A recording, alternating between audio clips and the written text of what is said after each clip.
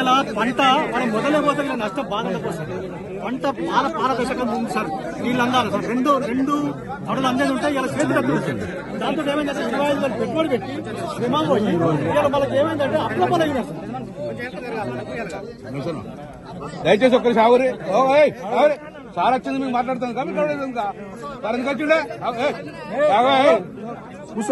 కూర్చోండి మీరు ఇద్దరు కూర్చోండి. ఎప్పుడు మీరు చల్లగట్టే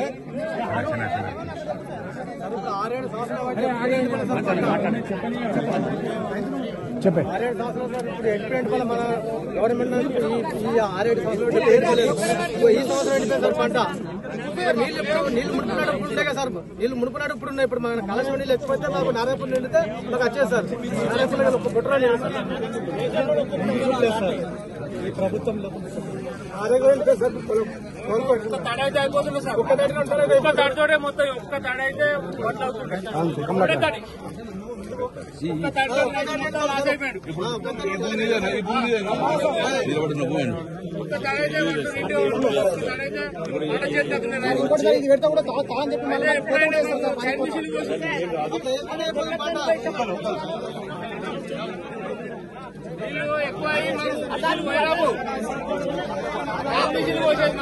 అసలు పొలం ఒక్కసారి కాడ ఒక్కసారి బాగా నిలిస్తే అంత రైతులందరూ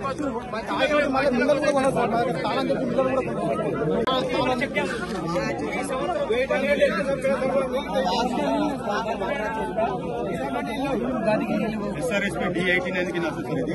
ముఖ్యంగా జిల్లాపత్రులు ఇరుకుల్లో వెళ్ళిపోతారు. గ్రామాలన్నీ ఊరుకొక 100 ఎకరాల చొప్పున ఎండిపోయినాయి. అదేవిధంగా మన కొత్తగల్లి నాకు చెడ్డం గోపాల్పూర్ తిరుమల ఇవన్నీ కూడా ఎండాకాలం కూడా మన ప్రభుత్వం ఈ 2 నెలల దీనిలో దృష్టి పెట్టి చాలా ఇబ్బంది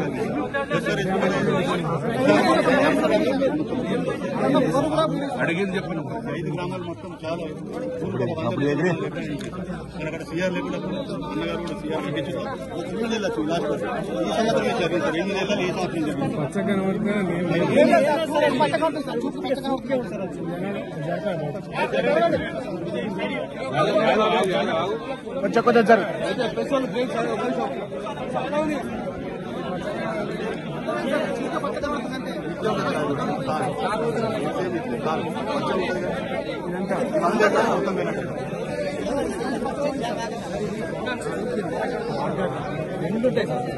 మన D89 చెరువు చెరువు నీళ్ళు పెద్దపిల్ల పడి ఉంటే బావి నీళ్ళు ఈ రెండింటితోటి మంచి సస్యశ్రావణంగా 10 సంవత్సరాలు అసలు ఎలాంటి ఇబ్బంది లేదు సార్. మామూలుగా సార్ పక్క పంట కూడా మందులపల్లి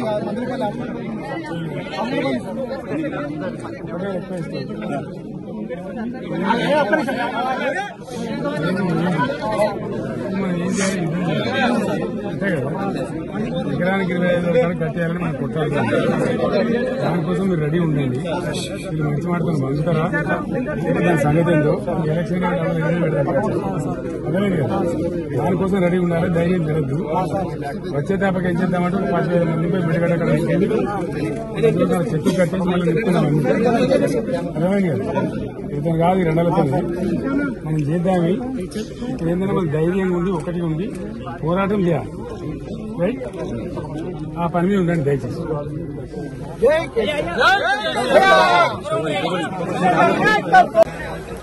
సరికాదు ఇది.